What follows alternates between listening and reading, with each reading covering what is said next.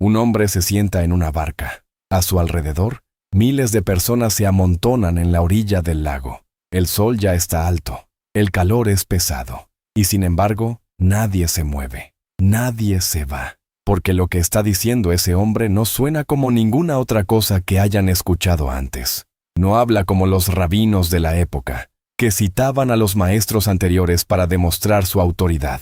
No habla como los sacerdotes del templo, que leían la ley con solemnidad distante. Habla de semillas, de pastores, de mujeres que barren su casa buscando una moneda, de un padre que corre a abrazar a un hijo que lo avergonzó delante de todo el pueblo. Habla de cosas que todos conocen, y sin embargo, cuando termina, la gente siente que algo se abrió dentro de ellos, algo que no tenía nombre antes. Eso es una parábola. La palabra en griego es parábole. Significa literalmente poner algo al lado de otra cosa, colocar lo conocido junto a lo desconocido, para que uno ilumine al otro. Jesús tomó los mundos más ordinarios que sus oyentes conocían y los convirtió en ventanas hacia algo que el ojo solo no puede ver. Pero hay algo que casi todo el mundo pasa por alto cuando escucha las parábolas de Jesús.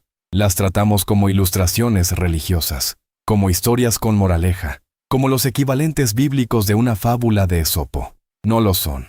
Cada parábola fue pronunciada en un momento específico, frente a personas específicas, en medio de tensiones muy reales. Algunas fueron respuestas a preguntas que se le hicieron directamente. Otras fueron ataques disfrazados de historia. Otras fueron consolaciones para personas que estaban a punto de rendirse. Y cuando las lees sabiendo todo eso, ya no son decoración religiosa. Se convierten en algo que te atraviesa. En este texto vamos a recorrer todas las parábolas de Jesús, no como una lista para memorizar, como una historia. Porque cuando las trazas desde la primera hasta la última, cuando ves el patrón completo, descubres que no son cuentos sueltos, son piezas de un mismo mosaico. Y el mosaico muestra algo que no debería ser posible ver, y sin embargo ahí está. Hay aproximadamente entre 37 y 40 parábolas en los evangelios, dependiendo de cómo se cuenten. La mayoría están en los 3 evangelios sinópticos, Mateo, Marcos y Lucas. Algunas aparecen en los 3, otras solo en uno. Y Juan, el 4º evangelio, tiene un estilo tan diferente que sus alegorias largas, como la del buen pastor o la vid verdadera, se debaten por separado. Empecemos desde el principio, desde la parábola que el propio Jesús llamó la llave de todas las demás, la llave que abre todo. El sembrador, Mateo 13:1-23, Marcos 4:1-20, Lucas 8:4-15. Es la primera parábola larga que Jesús cuenta en el Evangelio de Mateo, y es la única que él mismo explica en detalle, no porque las otras no necesiten explicación, sino porque esta es diferente. Esta es el manual de instrucciones para entender todas las demás. Un hombre sale a sembrar. En la Palestina del siglo I, la siembra se hacía antes de arar, no después. El sembrador lanzaba la semilla sobre terreno sin preparar, y luego pasaba el arado para enterrarla. Así que cuando Jesús dice que la semilla caía en distintos tipos de suelo, no está hablando de un sembrador descuidado. Está describiendo el método normal de su época. La semilla cae en 4 lugares. En el camino, donde los pájaros la comen antes de que pueda enterrarse. En tierra pedregosa, donde brota rápido pero muere porque no tiene raíces profundas. Entre espinos, donde crece pero es ahogada antes de dar fruto. Y en tierra buena, donde produce 30, 60 o 100 veces lo sembrado. Cuando los discípulos le preguntan qué significa, Jesús dice algo sorprendente antes de explicar. En Marcos 4:13 dice, «¿No entendéis esta parábola? ¿Cómo, pues, entenderéis todas las parábolas?» Ahí está. Él mismo la llama la parábola fundamental, la que, si entiendes, te da la clave para las demás. Y la explicación es esta. La semilla es la palabra. El suelo es el corazón humano. El camino es el corazón endurecido, donde la palabra no puede penetrar. La tierra pedregosa es el corazón que recibe con emoción pero sin raíces, el que abandona cuando llega la dificultad. Los espinos son el corazón que quiere la palabra pero está demasiado lleno de preocupaciones y riquezas para dejarla crecer. Y la tierra buena es el corazón que escucha, retiene y da fruto con paciencia. Pero hay algo que casi todos omiten cuando leen esta parábola. El sembrador no cambia su semilla dependiendo del suelo. No reserva la mejor semilla para la tierra más prometedora. No guarda la semilla si el terreno parece malo. El sembrador lanza con la misma generosidad sobre todo tipo de tierra, sobre el camino duro, sobre las piedras, sobre los espinos, sobre la tierra fértil. Eso no es descuido. Eso es la imagen más precisa de cómo Dios ofrece su palabra, sin calcular quién la merece más, sin ahorrarse con los que parecen menos receptivos, con una generosidad que a ojos humanos parece casi imprudente. La pregunta de la parábola no es, ¿está el sembrador haciendo bien su trabajo? La pregunta es, ¿qué tipo de suelo eres tú? El campo lleno de sorpresas. Las parábolas del reino en Mateo 13. Después del sembrador, Jesús no para. En Mateo 13, en un solo capítulo, cuenta 6 parábolas más, todas sobre el mismo tema. Todas empiezan con la misma frase. El reino de los cielos es semejante a... Y todas desordenan lo que sus oyentes creían saber sobre ese reino. El trigo y la cizaña. Mateo 13, 24, 30, 36, 43. Un hombre siembra buen trigo en su campo. Pero mientras todos duermen, un enemigo viene y siembra cizaña entre el trigo. La cizaña en hebreo es el cisanión, una mala hierba que en sus primeras etapas de crecimiento es casi idéntica al trigo joven. Solo cuando maduran, se puede distinguir cuál es cuál. Los siervos quieren arrancar la cizaña de inmediato. El dueño los detiene. ¿No? Les dice en Mateo 13:29. No sea que al arrancar la cizaña, arranquéis también con ella el trigo. Déjenlos crecer juntos hasta la cosecha. Esta parábola fue pronunciada en un contexto muy concreto. Los fariseos y varios grupos religiosos de la época tenían una idea clara del reino de Dios. Sería puro desde el principio. Los santos de un lado, los pecadores del otro. La separación antes de que comenzara. El reino llegaría como una operación quirúrgica que cortara lo bueno de lo malo, sin dejar ninguno mezclado. Jesús dice exactamente lo contrario. El reino no llega con una purga inmediata. Crece en un campo donde el bien y el mal conviven. Y la tarea de la separación no le pertenece a los que están en el campo. Le pertenece al que envía a los ángeles en el tiempo del juicio. Hay una razón por la que esta parábola ha consolado a personas en cada siglo desde que se pronunció. Cada época produce personas que quieren limpiar el campo antes de tiempo. Personas tan seguras de saber quién es trigo y quién es cizaña, que se creen con autoridad para arrancar. El dueño del campo no les da esa autoridad, les da paciencia. Y esa paciencia tiene un nombre. Se llama misericordia. El grano de mostaza y la levadura. Mateo 13, 31, 33, Lucas 13, 18, 21. Estas dos parábolas van juntas. Son la pareja más pequeña del capítulo. Y juntas dicen algo que resulta escandaloso para quien espera un reino espectacular. El grano de mostaza era proverbial en la cultura judía como símbolo de algo minúsculo. La mostaza negra, Brassica nigra, que era la variedad conocida en Galilea, produce semillas de aproximadamente 1 milímetro de diámetro y puede crecer hasta más de 3 metros de altura, con ramas tan amplias que los pájaros usan sus ramas para anidar. La levadura era usada en la cultura judía como símbolo de algo que contamina, que se expande silenciosamente, que trabaja de adentro hacia afuera de manera invisible. Pablo usa la misma imagen negativamente en 1 Corintios 5:6. ¿No sabéis que un poco de levadura leuda toda la masa?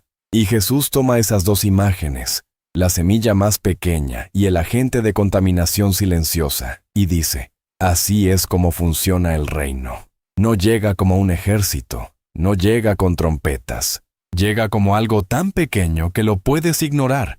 Llega trabajando desde dentro, de manera que no se puede ver mientras sucede. Y cuando quieres darte cuenta, ya lo ha cambiado todo. El reino que esperaban los contemporáneos de Jesús era grandioso desde el primer momento, visible, imponente, imposible de ignorar. Jesús les dice que el reino que viene no va a parecerse a lo que imaginan mientras crece. Solo cuando miren hacia atrás van a entender que estuvo ahí todo el tiempo. El tesoro escondido y la perla preciosa. Mateo 13, 44, 46. Estas dos parábolas son gemelas en estructura pero opuestas en dirección.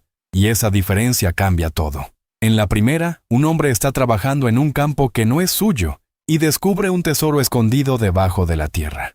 En el mundo antiguo, enterrar riquezas era una práctica común para protegerlas de invasiones y guerras. Muchos tesoros se enterraban y nunca se recuperaban porque sus dueños morían o eran exiliados. El hombre que ara el campo no está buscando nada. Simplemente tropieza con el tesoro, lo vuelve a enterrar. Va y vende todo lo que tiene y compra el campo. En la segunda, un mercader está buscando perlas finas. Su trabajo es precisamente eso, buscar. Es un experto. Y cuando encuentra una perla de valor extraordinario, hace lo mismo.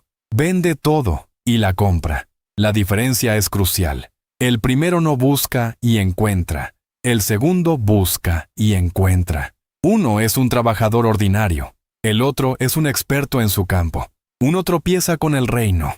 El otro ha dedicado su vida a buscarlo. Y los dos hacen exactamente lo mismo cuando lo encuentran. Venden todo, sin pensarlo dos veces, sin negociar, sin guardar algo para el caso de que no funcione. Estas parábolas no son sobre el esfuerzo de encontrar a Dios. Son sobre lo que pasa en el interior de una persona cuando realmente encuentra lo que el reino ofrece. Nadie tiene que convencer al hombre de vender sus posesiones para comprar el campo. La cuestión de si vale la pena ni siquiera se plantea. Cuando has visto lo que hay ahí debajo, la decisión no es difícil. Es inevitable. La red. Mateo 13:47-50. La última del capítulo. Una red de pesca que se echa al mar y recoge toda clase de peces. Cuando está llena, los pescadores la sacan a la orilla, se sientan y separan los buenos de los malos. Esta parábola repite el mismo tema de la cizaña y el trigo. La separación final no ocurre en el proceso de pesca, ocurre en la orilla, al final. El reino se parece a una red que recoge a todo tipo de personas. La separación viene después. Hay algo en estas parábolas del capítulo 13 que, cuando las lees seguidas, produce un efecto acumulativo. El reino viene de forma imperceptible, como una semilla pequeña, como una levadura escondida. Crece en un campo mezclado donde el bien y el mal conviven. Requiere una entrega total de quien lo encuentra. Y al final, habrá una separación que no le corresponde hacer a los que están dentro del campo. Eso no es lo que nadie esperaba. Y sin embargo, ahí está. El capítulo más importante. Lucas 15. Y las tres cosas perdidas. Si el capítulo 13 de Mateo es el centro del mensaje del reino, el capítulo 15 de Lucas es el corazón emocional de todas las parábolas. Hay que entender el contexto. Lucas 15:1-2 dice que los cobradores de impuestos y los pecadores se acercaban a Jesús para escucharle, y los fariseos y los maestros de la ley murmuraban: «Este hombre recibe a los pecadores y come con ellos». Eso no era solo una crítica, era una acusación que tenía peso legal y religioso. En la cultura de honor y vergüenza del mundo mediterráneo antiguo, comer con alguien era un acto de afiliación. Significaba que considerabas a esa persona igual a ti, o que estabas dispuesto a asociar tu nombre con el suyo.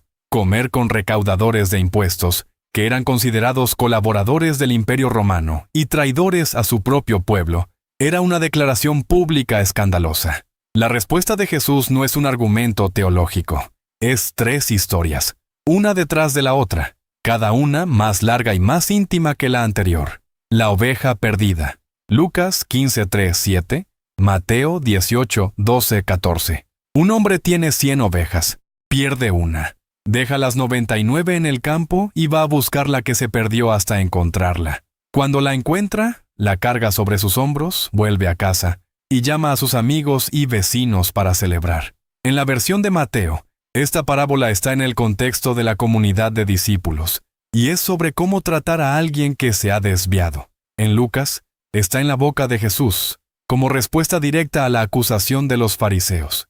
El detalle del pastor que carga la oveja sobre sus hombros no es poético, es práctico.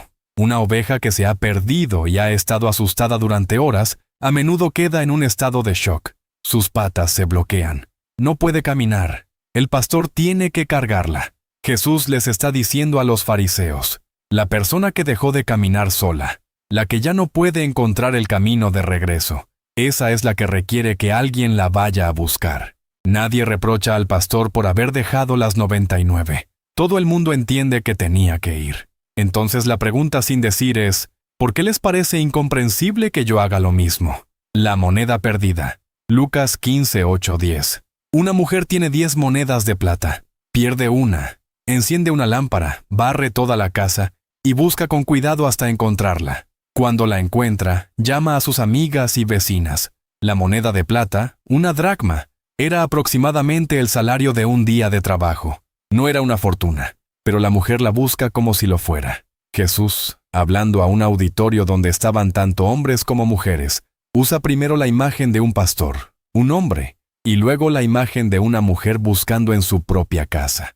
En un mundo donde las mujeres eran invisibles en el discurso público religioso, esto era notable. El cuidado de Dios se parece tanto al de un hombre que deja su trabajo para ir al campo, como al de una mujer que revisa cada rincón de su casa. Pero hay algo más. El pastor busca en el exterior. La mujer busca en el interior. La oveja se alejó del rebaño. La moneda no se alejó a ningún lado. Simplemente se perdió dentro del espacio del hogar. Ambas cosas se pierden. Ambas requieren búsqueda. Ambas son encontradas. Y en ambos casos la respuesta es la misma. Celebración. El hijo pródigo. Lucas 15, 11, 32. Esta es la tercera, y es la más larga, la más detallada y la más profunda de las tres. Un padre tiene 2 hijos. El menor pide su herencia en vida. En la cultura de Palestina en el siglo I, eso era el equivalente de decirle a su padre, «Estás muerto para mí». La herencia se entregaba después de la muerte. Pedirla antes era un acto de ruptura total, público, humillante para el padre. El padre la da, sin discutir. El hijo menor lo convierte todo en dinero, viaja lejos y lo desperdicia todo en una vida desordenada. Llega el hambre y termina alimentando cerdos. Para un judío, el cerdo era el animal impuro por excelencia. Esto no es solo pobreza, es el límite más bajo al que podía llegar. Lucas 15, 17. Dice algo que parece pequeño pero lo cambia todo. Y volviendo en sí, literalmente, se recobró. Se reconoció a sí mismo. No tuvo un momento de profunda conversión espiritual. Pensó, los trabajadores de mi padre comen mejor que yo. Voy a volver y a pedirle que me tome como uno de sus empleados. No es un arrepentimiento noble, es un cálculo pragmático de supervivencia. Y el padre lo ve venir de lejos. Lucas 15:20. Y cuando aún estaba lejos, lo vio su padre, y fue movido a misericordia, y corrió, y se echó sobre su cuello, y le besó. Hay que entender lo que significa que el padre corriera. En la cultura de honor mediterránea, un hombre de posición, un propietario de tierras, no corría. Correr requería levantarse la túnica, exponer las piernas, perder la compostura digna que definía el estatus social. El padre corre, lo que significa que elige la vergüenza pública antes que dejar que su hijo llegue solo al pueblo. ¿Por qué importa eso? Porque el pueblo entero habría visto al hijo regresar y habrían tenido preparada una ceremonia llamada Kesasa, que se realizaba cuando un judío perdía su dinero entre gentiles. Los vecinos rompían una vasija de barro frente a él y lo declaraban cortado de la comunidad. El padre corre para llegar antes que nadie, para proteger al hijo del rechazo público antes de que pueda suceder. Cuando el hijo empieza su discurso preparado, el padre ni lo deja terminar. Interrumpe para dar órdenes de celebración. Pero la historia no termina ahí. El hijo mayor estaba en el campo trabajando. Cuando regresa y escucha la música y los festejos, se niega a entrar. Lucas 15:28. Entonces se enojó y no quería entrar. El padre sale. Otra vez. El mismo hombre que corrió hacia el hijo menor, ahora sale a buscar al hijo mayor que está parado, furioso, a la puerta. Y el hijo mayor le dice algo devastador. He aquí, tantos años te sirvo, no habiéndote desobedecido jamás, y nunca me has dado ni un cabrito para gozarme con mis amigos. El hijo mayor no se fue, nunca malgastó nada, pero tampoco entendió nada. Vivió en la casa de su padre como si fuera un empleado. Te sirvo. No dice, vivo contigo. Dice, te sirvo. El padre responde con una de las frases más hermosas de todo el Nuevo Testamento. Hijo, tú siempre estás conmigo, y todas mis cosas son tuyas. No hubo disputa por la herencia. Todo lo que quedaba era del hijo mayor desde siempre. Nunca tuvo que pedirlo. Nunca tuvo que ganárselo. Ya era suyo.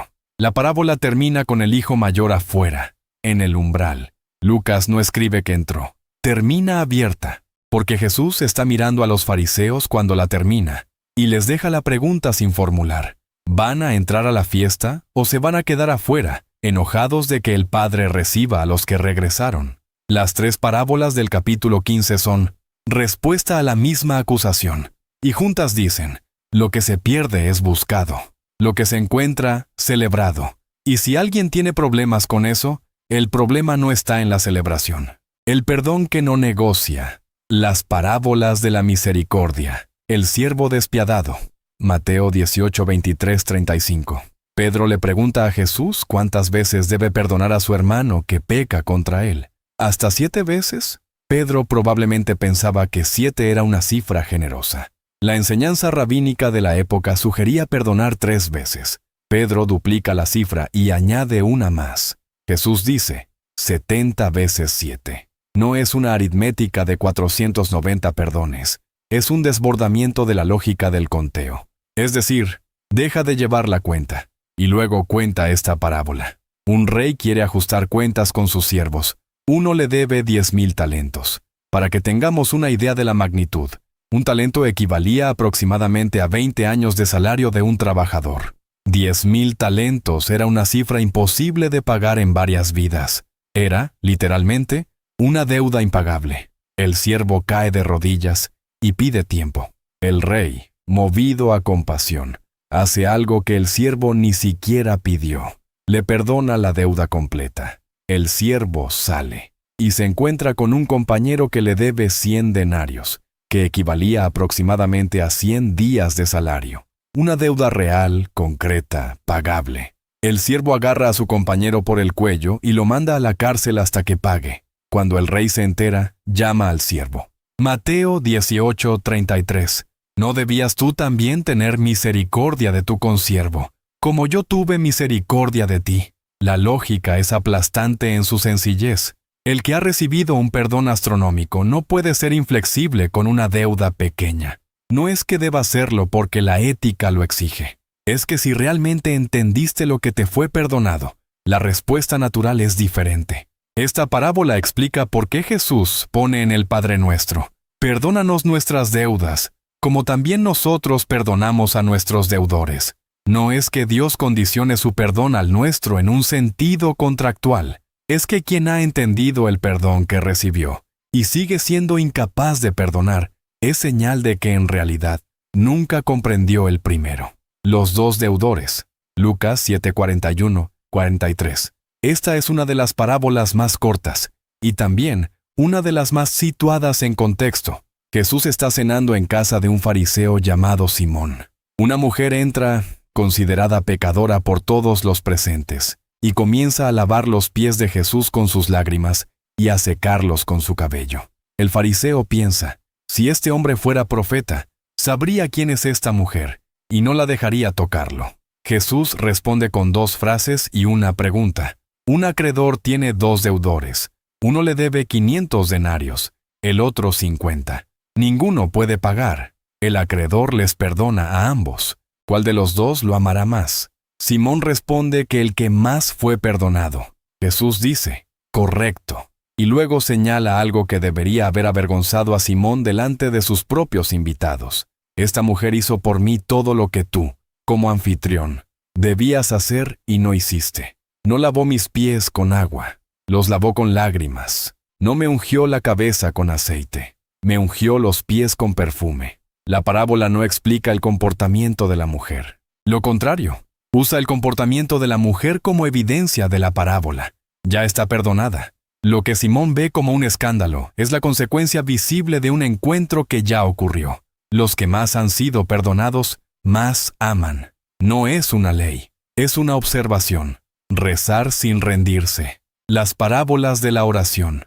El amigo a medianoche. Lucas 11, 5, 8. Alguien llega a visitarte de noche, sin avisar. No tienes que darle de comer. Vas a la casa de tu amigo a medianoche y le pides prestado pan. Tu amigo, desde adentro, responde que ya está acostado y no puede levantarse. Jesús pregunta, ¿Quién de vosotros tiene un amigo al que le pida esto y él le responda así? La respuesta implícita era nadie. En la cultura de hospitalidad del mundo mediterráneo antiguo, la obligación de atender a un huésped era una de las más sagradas. Si un vecino venía a pedir ayuda para atender a un visitante, negarse habría sido una deshonra para toda la comunidad, no solo para la persona que se negaba. Lucas 11:8 usa una palabra griega interesante para lo que impulsa al amigo a levantarse, anaideia, que se traduce a veces como persistencia o descaro, pero en realidad significa más bien para evitar la vergüenza de no responder. El amigo se levanta no por bondad, sino porque no levantarse sería un escándalo. El argumento de Jesús es de menor a mayor. Si incluso un amigo que no quiere levantarse se levanta para evitar la vergüenza, cuanto más el Padre, que no tiene ninguna razón para no dar, dará a los que piden. No es que Dios responda solo si insistes lo suficiente. Es que si incluso en las situaciones más incómodas y desfavorables la respuesta llega, en la relación con un padre que quiere dar, la respuesta es aún más segura. La viuda persistente. Lucas 18:1-8. Lucas introduce esta parábola con algo que muy pocos escritores del siglo I habrían hecho. Explica el propósito antes de contarla. Lucas 18:1. También les refirió Jesús una parábola sobre la necesidad de orar siempre y no desmayar.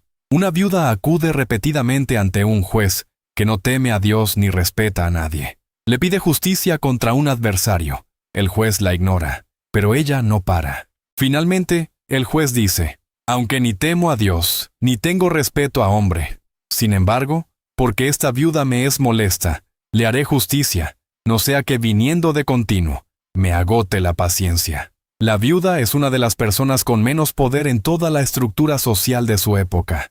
No tiene marido que la defienda, no tiene dinero para sobornar al juez, no tiene influencia política, solo tiene una cosa: persistencia. Y el juez injusto cede, no por convicción, sino por cansancio. Jesús cierra con la pregunta más importante de toda la parábola. ¿Y acaso Dios no hará justicia a sus escogidos, que claman a Él día y noche?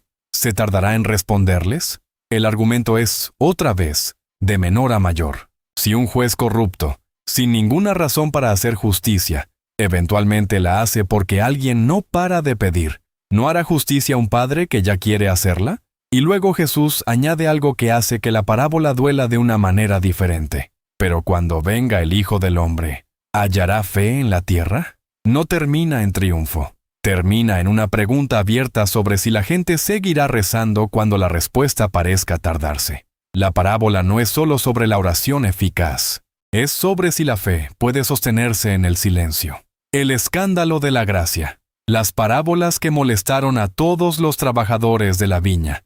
Mateo 21:16.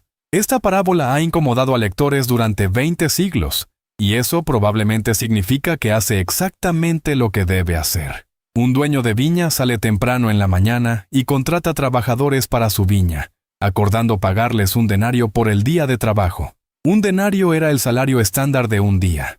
Vuelve a las 9 de la mañana, al mediodía, a las 3 de la tarde y a las 5 de la tarde. Y cada vez contrata más trabajadores, prometiéndoles lo que sea justo. Al final del día, cuando llega la hora de pagar, empieza por los últimos. Los que llegaron a las 5 de la tarde reciben un denario. Los que llegaron a las 9 de la mañana se emocionan. Si los que trabajaron una hora reciben un denario completo, ellos deben recibir mucho más. Reciben un denario, el mismo. Están furiosos. Y tienen razón desde cualquier lógica laboral convencional. Trabajaron 12 veces más horas en el calor del día. La queja es válida. El dueño responde en Mateo 20:13-15. Amigo, no te hago ninguna injusticia. ¿No te concertaste conmigo por un denario? Toma lo que es tuyo y vete. Pero yo quiero dar a este último, como a ti. ¿No me es lícito hacer lo que quiero con lo mío? ¿O tienes tú envidia porque yo soy bueno? El dueño no les pagó menos de lo acordado. Cumplió el contrato. Lo que les molesta no es la injusticia. Lo que les molesta es la generosidad con otros. El contexto de esta parábola en Mateo es crucial. Jesús la cuenta justo después de que Pedro le pregunta qué recibirán los discípulos por haberlo dejado todo para seguirlo. La respuesta a esa pregunta incluye esta historia. que nadie calcule su recompensa comparándola con la de los demás. La generosidad de Dios no funciona con esa lógica. El fariseo y el publicano, Lucas 18:9-14. Lucas, siempre preciso con el contexto, introduce esta parábola diciendo que Jesús la contó a unos que confiaban en sí mismos como justos y menospreciaban a los otros. Dos hombres suben al templo a orar. El fariseo ora de pie y dice: Dios, te doy gracias porque no soy como los otros hombres, ladrones, injustos, adúlteros, ni aun como este publicano. Ayuno 2 veces a la semana, doy diezmos de todo lo que gano. Todo lo que el fariseo dice es probablemente verdad. El ayuno 2 veces a la semana iba más allá de lo que la ley exigía. Los diezmos de todo lo que ganaba también eran una práctica de devoción extensa. El fariseo no está mintiendo sobre sí mismo. El publicano está en la esquina, no levanta los ojos al cielo, se golpea el pecho y dice: Dios, sé propicio a mí, pecador. Jesús dice que el publicano vuelve a casa justificado. El fariseo, no. La diferencia no está en los actos religiosos. Está en lo que la persona trae ante Dios. El fariseo lleva un inventario. El publicano lleva su necesidad. Y lo único que Dios puede hacer con algo que ya está lleno es dejarlo como está. Lo único que puede hacer con algo vacío es llenarlo. Los 2 hijos, Mateo 21, 28-32. Un padre tiene 2 hijos. Le pide al primero que vaya a trabajar en la viña. El hijo dice que no, pero después se arrepiente y va. Le pide al segundo. El segundo dice que sí, con gusto, pero no va. ¿Cuál hizo la voluntad del Padre? La respuesta obvia es el primero, y Jesús lo confirma. Pero luego añade algo que sacudió a su audiencia. Los recaudadores de impuestos y las prostitutas entran antes en el reino de Dios que los que dicen sí con la boca y nunca van. Los fariseos y sacerdotes a quienes Jesús estaba hablando habían dicho que sí. Habían hecho su vida entera alrededor del sí. Pero cuando llegó Juan el Bautista predicando el arrepentimiento, y cuando llegó Jesús, no fueron. Los recaudadores de impuestos habían dicho que no toda su vida con sus acciones, y cuando escucharon a Juan y a Jesús, fueron. Obediencia real versus promesa vacía. Esa es la diferencia. Advertencias disfrazadas de historia. Las parábolas de alerta. Los labradores malvados. Mateo 21:33-46, Marcos 12:1-12, Lucas 20:9-19. Esta es una de las pocas parábolas donde los que la escucharon entendieron perfectamente que Jesús hablaba de ellos, y la reacción lo confirma. Mateo 21:46 dice que los principales sacerdotes y los fariseos buscaban cómo echarle mano, pero temían al pueblo. Un hombre planta una viña, la cerca, construye un lagar, una torre de vigilancia, y la arrienda a unos labradores mientras viaja. Cuando llega el tiempo de la cosecha, envía siervos a recoger los frutos que le corresponden. Los labradores los matan. Envía más siervos. Los matan también. Finalmente, envía a su hijo, pensando que respetarán al hijo. Los labradores dicen: «Este es el heredero. Matémoslo y quedémonos con su herencia». Lo matan. La historia de Israel con los profetas está detrás de cada línea de esta parábola. El Antiguo Testamento está lleno de profetas que fueron rechazados, perseguidos y asesinados por los líderes religiosos. 2 Crónicas 36:15-16 lo resume. Y Jehová, el Dios de sus padres, envió constantemente palabra a ellos por medio de sus mensajeros, porque él tenía misericordia de su pueblo y de su morada. Pero ellos hacían escarnio de los mensajeros de Dios, y menospreciaban sus palabras, burlándose de sus profetas.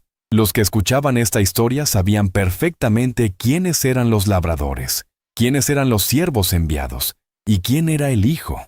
Jesús termina citando el Salmo 118:22. La piedra que desecharon los edificadores ha venido a ser cabeza del ángulo. La piedra rechazada se convierte en piedra angular. El orden humano del rechazo no cancela el plan, solo cambia la forma en que se cumple. El banquete de bodas, Mateo 22:1-14. Un rey prepara una fiesta de bodas para su hijo.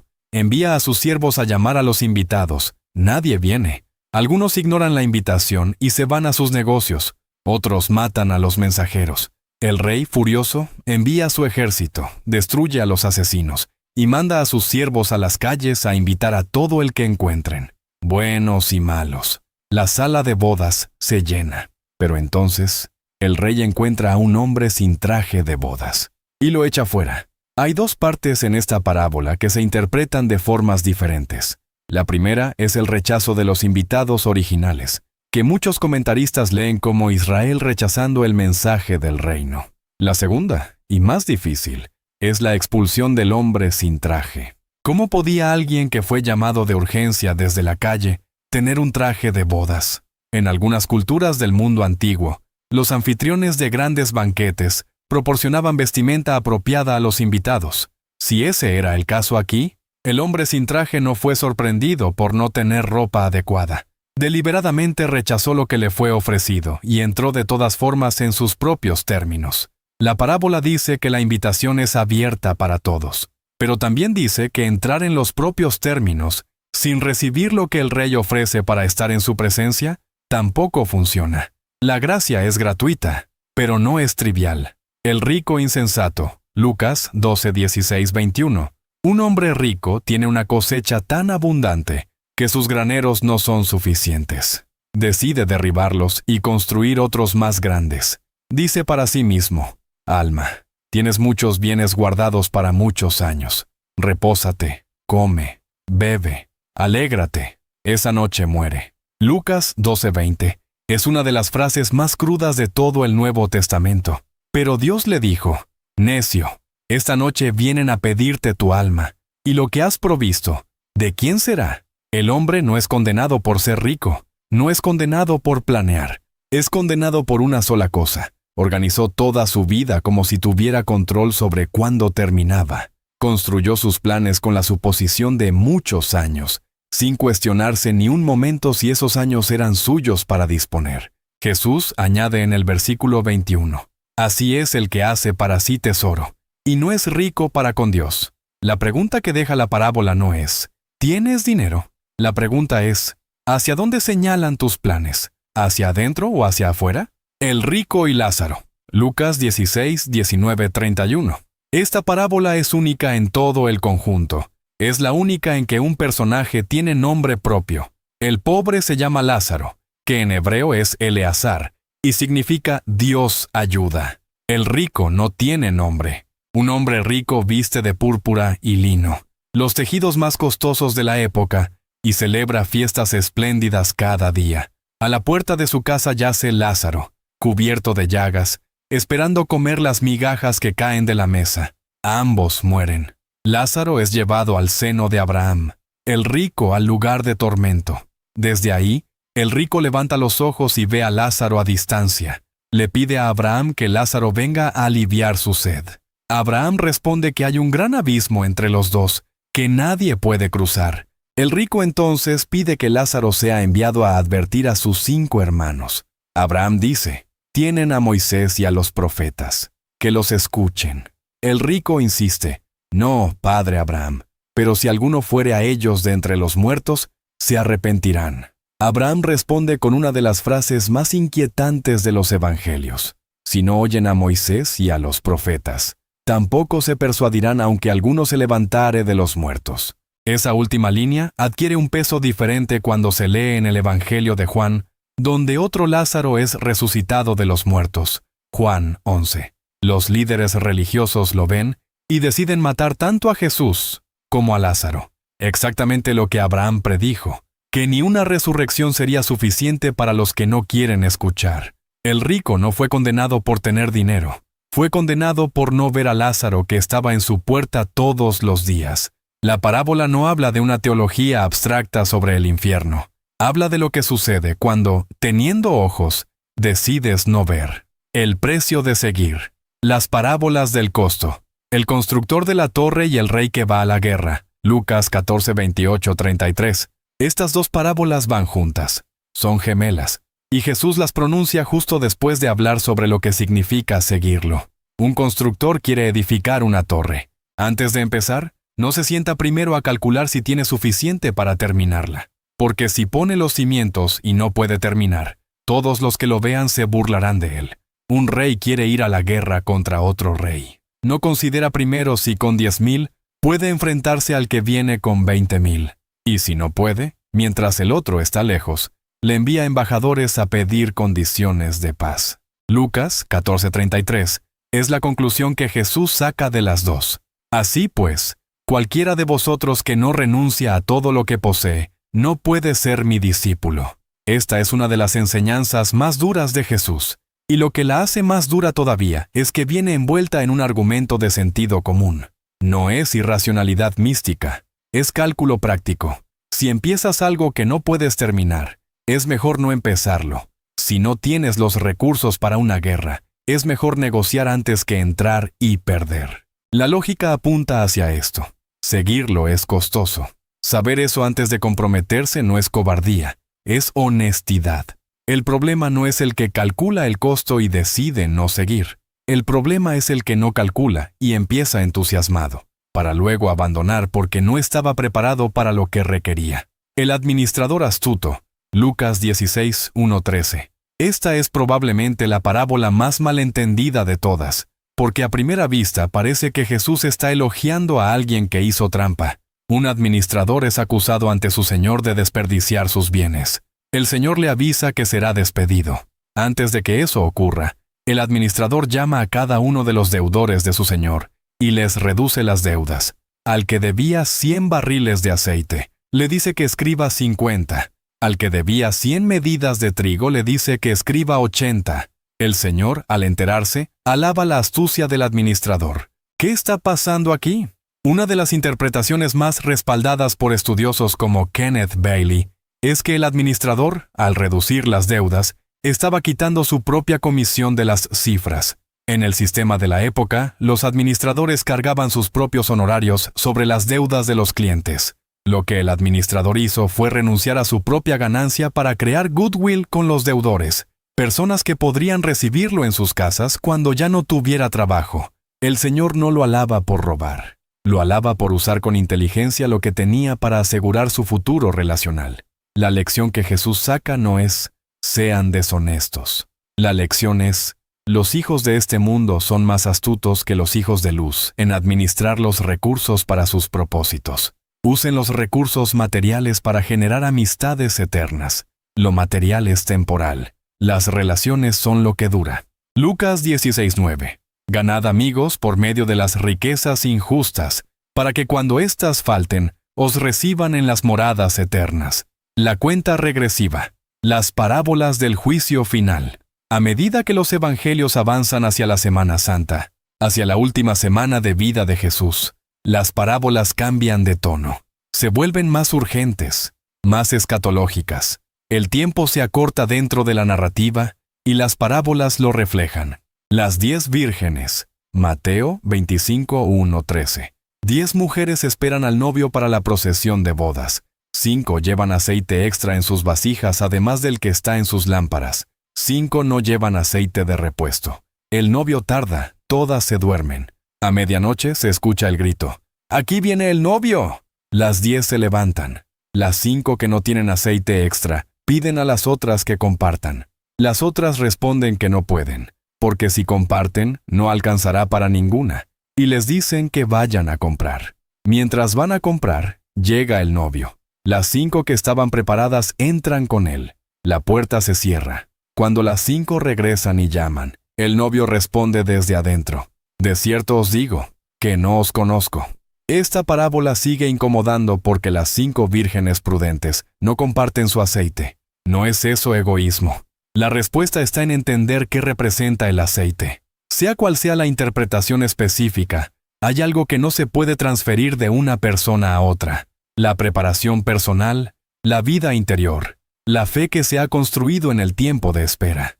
No hay manera de darle a alguien en el último momento lo que ellos debían haber cultivado durante el tiempo que tuvieron. No porque nadie quiera compartirlo, sino porque ese tipo de cosa no se puede transferir. La conclusión de Jesús en Mateo 25:13 es solo una palabra de advertencia.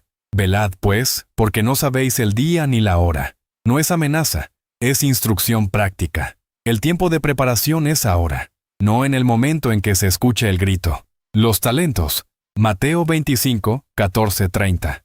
Un hombre que va a viajar llama a sus siervos y reparte sus bienes. A uno le da 5 talentos, a otro 2, a otro 1, a cada uno conforme a su capacidad. Un talento equivalía en esa época a una cantidad significativa de dinero, aproximadamente 20 años de salario para un trabajador ordinario. El de 5 talentos los invierte y gana otros 5. El de 2 gana otros 2. El de 1 lo entierra en la tierra para protegerlo. Cuando el Señor regresa y hace cuentas, los 2 primeros reciben la misma respuesta.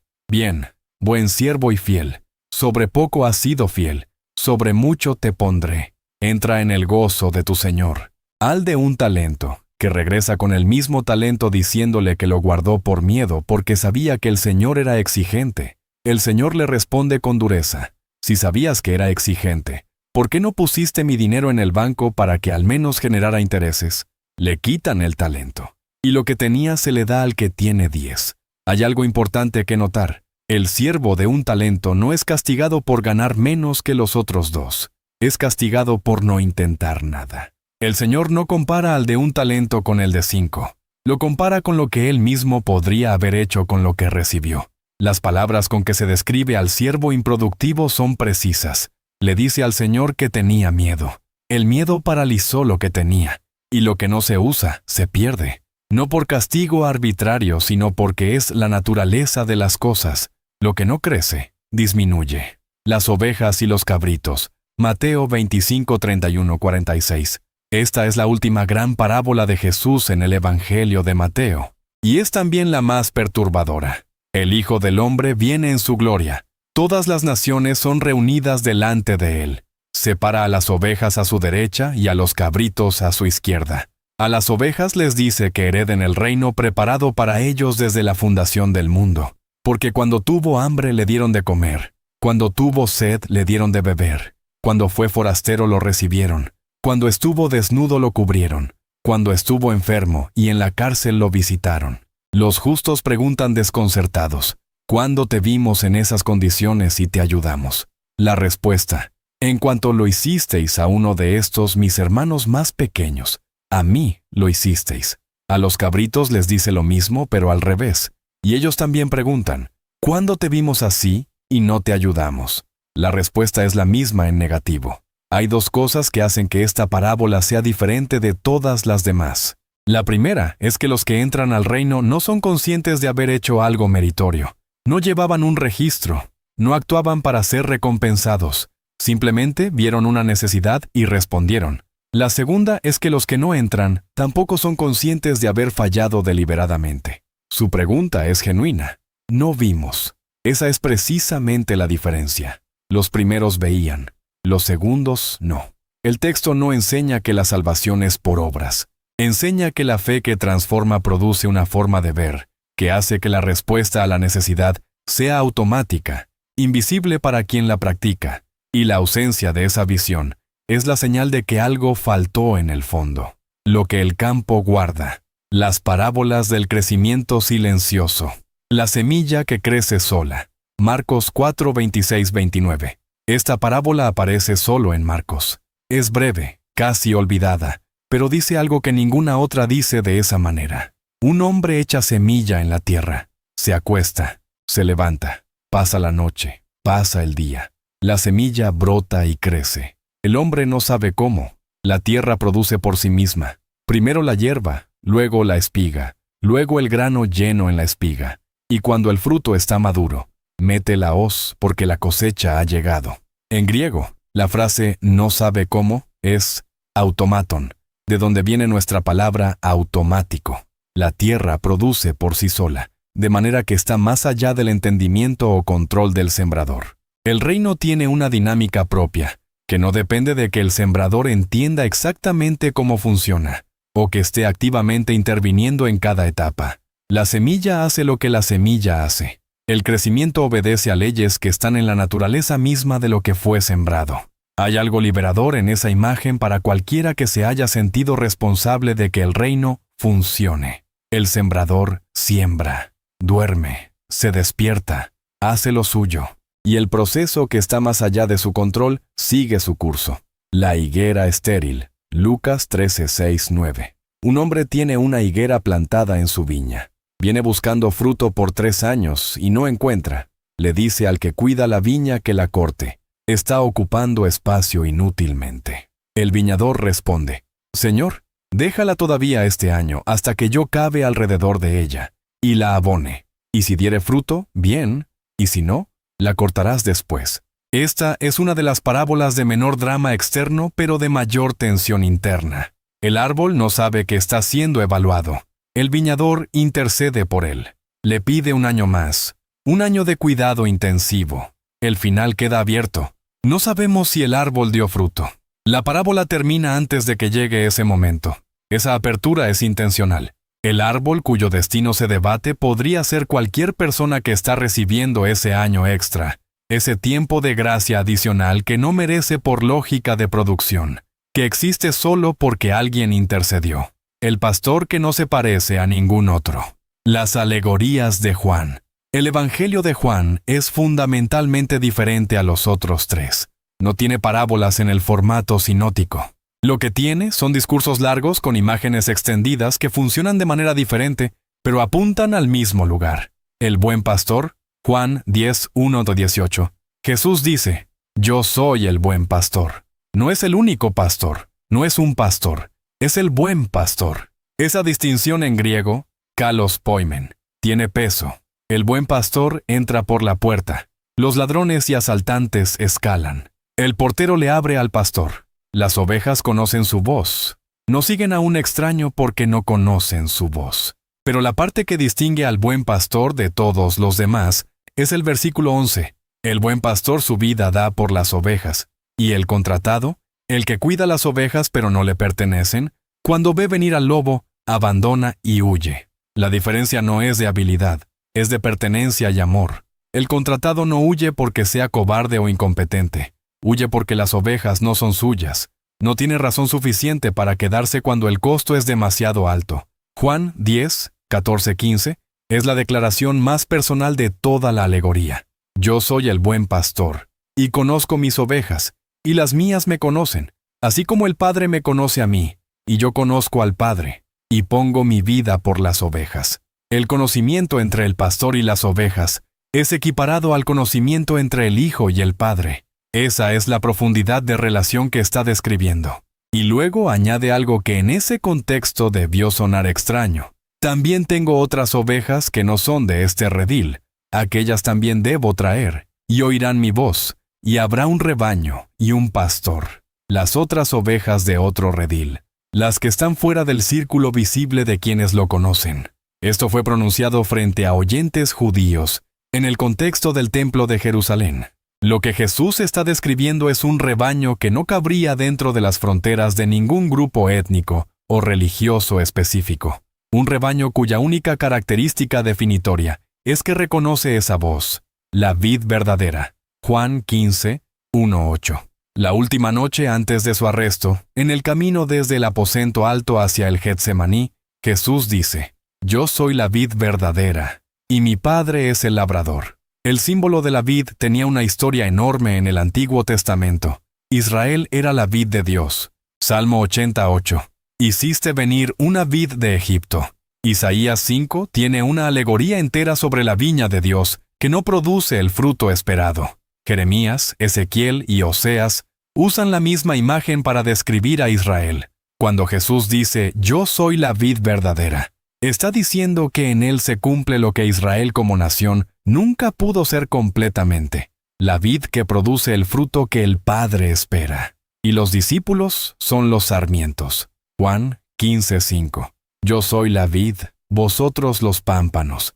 El que permanece en mí y yo en él, éste lleva mucho fruto, porque separados de mí nada podéis hacer. La imagen no es de relación de distancia, es de conexión orgánica. El sarmiento no produce fruto por esfuerzo propio. Produce fruto porque está conectado a la vid. Cuando esa conexión se corta, no hay producción posible, no porque el sarmiento haya hecho algo malo, sino porque la fuente de vida está en la vid, no en el sarmiento. Esta alegoría fue pronunciada la noche en que Jesús iba a morir. Sus discípulos estaban confundidos, asustados y sin entender qué estaba pasando. Y lo que Él les dice es, No pierdan la conexión. Permanezcan. El fruto vendrá por la conexión, no por el esfuerzo. El patrón oculto. Lo que dicen todas juntas. Aquí hay algo que cambia cuando lees las parábolas, no como historias sueltas, sino como un conjunto. Hay una estructura, no es casual. Las primeras parábolas son sobre el reino. Cómo entra, cómo crece, quiénes lo encuentran y cómo reaccionan. Son descriptivas. Explican la naturaleza del reino desde distintos ángulos, como si alguien estuviera caminando alrededor de un diamante, iluminando cada faceta desde un ángulo diferente. Las parábolas del medio son sobre las personas, los perdidos que son encontrados, los deudores que son perdonados, los que oran sin rendirse, los que dan sin calcular, los que ven a los que otros no ven. Son relacionales. Describen cómo se vive desde adentro del reino. Las últimas parábolas son sobre el tiempo. El fin viene. Los que estaban preparados entran. Los que no estaban, no entran. Son urgentes. Describen las consecuencias de lo que se decidió o no se decidió en el tiempo que se tuvo. Descriptor. Relacional. Urgente. O dicho de otra manera, así es el reino. Así se vive el reino. Así termina el tiempo del reino. Pero hay una segunda capa. Cuando lees las parábolas prestando atención a quién las recibe, un patrón emerge. Las parábolas sobre el tesoro escondido y la perla se dan a los que buscan y encuentran con alegría. Las parábolas sobre el hijo pródigo se dan a los que acusan a Jesús de recibir pecadores. Las parábolas sobre los labradores malvados se dan a los líderes religiosos que quieren eliminarlo. Las parábolas sobre las vírgenes y los talentos se dan a los discípulos que van a tener que esperar su regreso. Cada parábola es una respuesta a alguien en una situación concreta. Cada una llega a donde tiene que llegar. El sembrador no cambia sus semillas según el suelo, pero el texto que cada parábola toca sí llega al suelo que le corresponde. El hilo que las une. ¿Por qué Jesús habló en parábolas? Mateo 13:34-35 dice algo que es fundamental. Todo esto habló Jesús por parábolas a la gente, y sin parábolas no les hablaba, para que se cumpliese lo dicho por el profeta cuando dijo: «Abriré en parábolas mi boca, declararé cosas escondidas desde la fundación del mundo». La cita es del Salmo 78:2. El salmista está diciendo que va a revelar cosas que han estado ocultas, escondidas desde el principio. Y Jesús lo usa para describir su propio método de enseñanza. Pero hay un momento en que los discípulos le preguntan directamente por qué habla en parábolas, y la respuesta de Jesús en Mateo 13:11-13 es una de las más complejas de los evangelios. Porque a vosotros os es dado saber los misterios del reino de los cielos, mas a ellos no les es dado. Porque a cualquiera que tiene, se le dará, y tendrá más, pero al que no tiene, aun lo que tiene le será quitado. Por eso les hablo por parábolas, porque viendo no ven, y oyendo no oyen, ni entienden. Esto parece cruel al primer vistazo. ¿Habla en parábolas para que no entiendan? El contexto de la cita que Jesús usa viene de Isaías 6:9-10, donde el profeta recibe el encargo de hablar a un pueblo que ha endurecido su propio corazón y ya no quiere escuchar. La parábola no cierra el entendimiento de quien quiere entender. Lo abre, pero tampoco fuerza la comprensión de quien ha decidido no querer ver. La imagen llega a los ojos de todos. Lo que la imagen significa llega solo a los que están dispuestos a seguirla. Una parábola es como una puerta. No es una pared, pero tampoco te empuja a entrar. La puerta está ahí. Abrirla o no depende de quien está frente a ella. Lo que te queda, cuando terminas de leer. Cuando lees todas las parábolas de Jesús, juntas, de principio a fin, hay algo que no puedes ignorar. El personaje central de casi todas ellas no es el ser humano, es el que busca, el padre que corre, el pastor que deja las 99, la mujer que barre su casa entera, el rey que sigue enviando mensajeros, el viñador que intercede por el árbol que no dio fruto.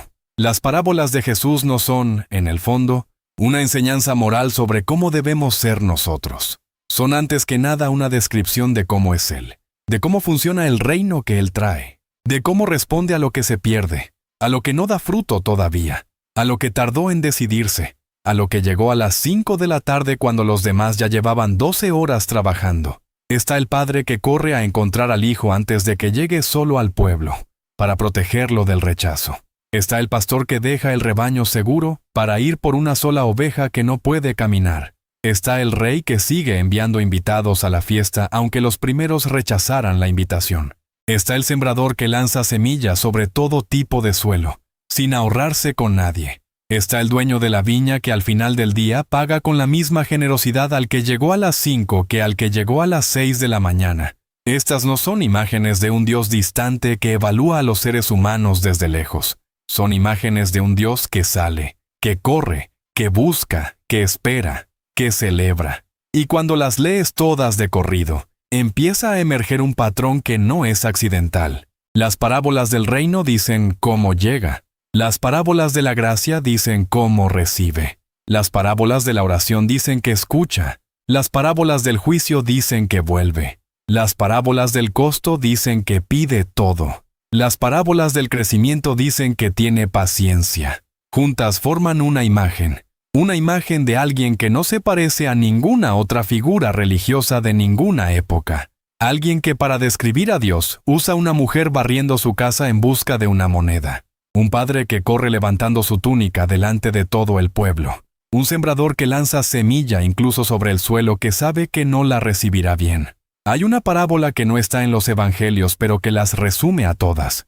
Es la historia de alguien que tenía todo, dejó todo, y vino al campo donde las ovejas estaban perdidas, no para juzgar, para buscar, y para traer de regreso lo que se había ido. Ese alguien es el que contó todas las demás historias. El momento en que todo se conecta. Hay algo que sucede cuando te das cuenta de esto. Jesús no solo contó parábolas sobre el reino. Él mismo es la parábola más grande que existe. En Juan 1:14, dice que la palabra se hizo carne. Eso es lo que hace una parábola. Toma algo que no se puede ver directamente y lo pone en una forma que los ojos y los oídos pueden recibir. Pone lo infinito junto a lo ordinario para que lo ordinario ilumine lo infinito. El grano de mostaza más pequeño que puede convertirse en el árbol más grande. El tesoro escondido en un campo común.